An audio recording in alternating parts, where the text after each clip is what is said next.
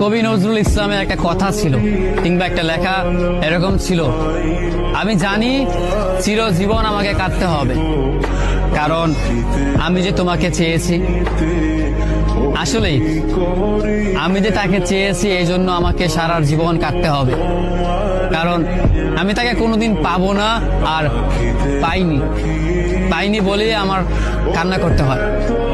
তাকে আমি প্রচন্ড ভালোবাসি বলেই আমার কান্নাটা আসে, তাকে আমি আমার করে পাইনি বলেই আমার কষ্টটা হয়। কবি নজরুল ইসলামের লেখাটা খুব দারুণ ছিল। আসলেই তাকে পাইনি বলে আমাকে সারা জীবন কান্না করতে হবে।